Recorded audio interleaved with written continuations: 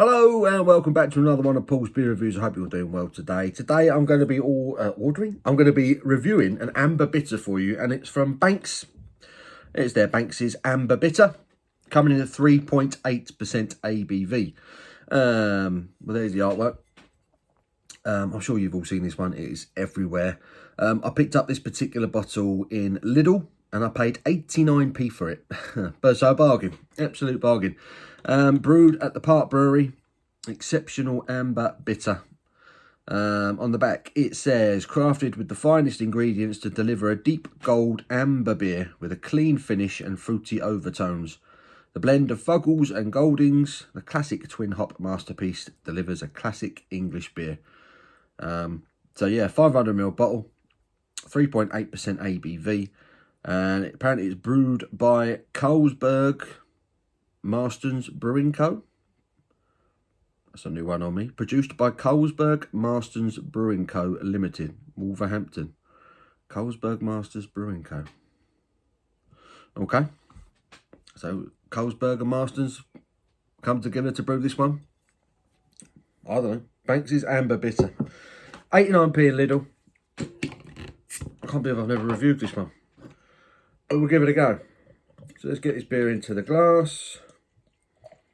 For 89p, I'm not expecting a great deal. But you never know. You never know. Quite an aggressive pour there. And it's just about stayed in the glass. Leave that there so we can get a proper look at it.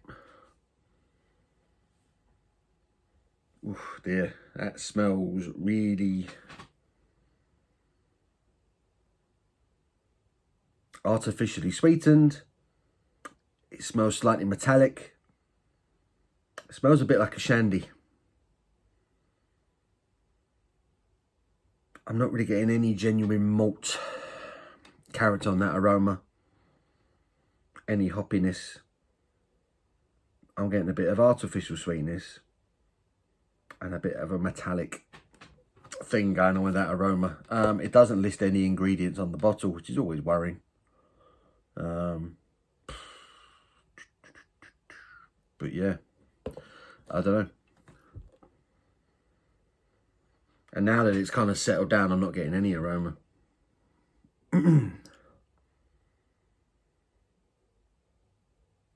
Nothing now. I'm going to get stuck in. Cheers.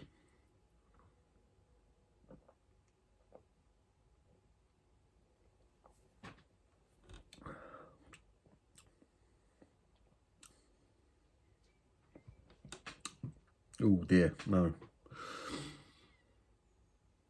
Nah. Nah. Nah, that's not good at all. That's really not good at all. There's an aftertaste to it that's lingering.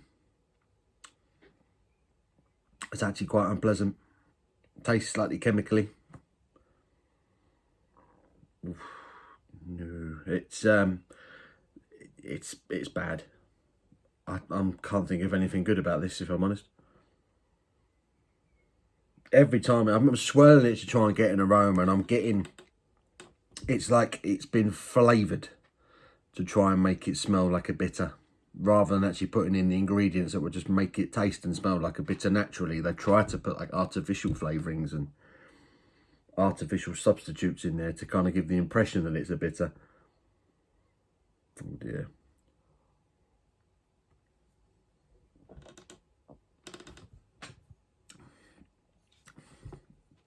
It's thin, it's watery, it's overly carbonated.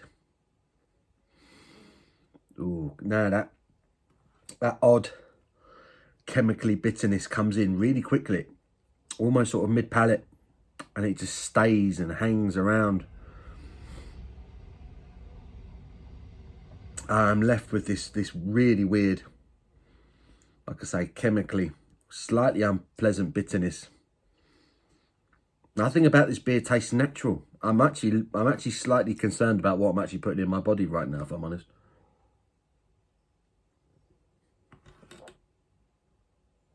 When you first hit your tongue, there's a very subtle sweetness Again, tastes artificially sweet.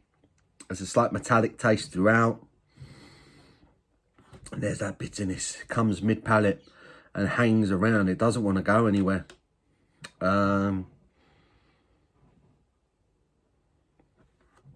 There's it in the glass. I mean, it's a nice colour. It's actually clear. Condensation steamed up my glass, but it's actually quite a clear looking beer. You can see the carbonation rush running up the middle there.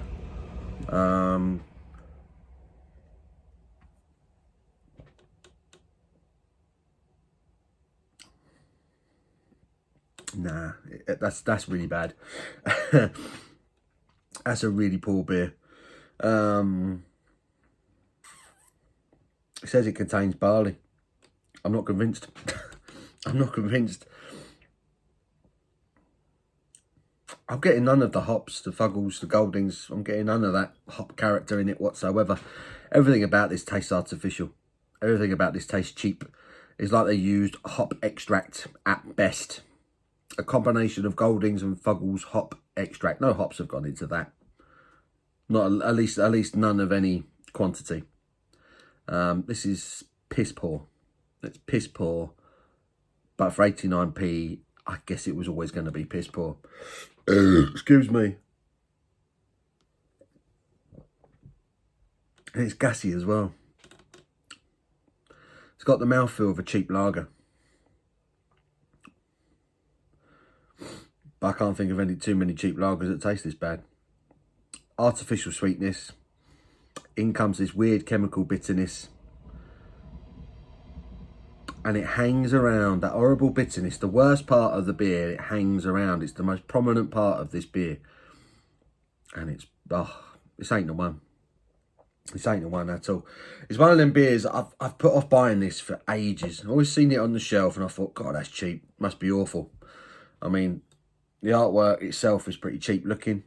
A generic with a lion and stars on it. It probably means absolutely nothing. It's just what can we put together on a cheap beer.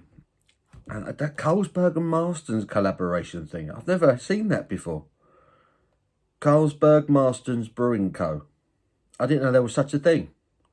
This is news to me.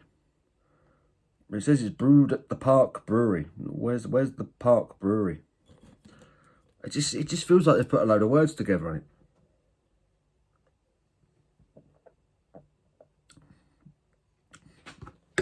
Nah, it's crap. Crap beer. Banks is exceptional amber bitter. Exceptionally shit. I'll give it a 1 out of 10. It's awful. But it is 89p. There's nothing good I can say about it. It's only 3.8% ABV as well, so it's not even going to get you drunk. No, it's just crap. It's just a bad beer. So yeah, 1 out of 10 for Banks' Amber Bitter. You can get that for 89p in Lidl. I can't recommend that. You'd be better off saving it and putting it towards a better beer. But yeah, 89p in Lidl if you want to try it, but that's awful. God awful. So Banks' Amber Bitter, 1 out of 10 for me. I'm going to do Banks' Golden Ale next. God help me. It's got to be better than this one, surely. But until then, thank you for watching. Give it a thumbs up if you've enjoyed it. Until my next one, you take care.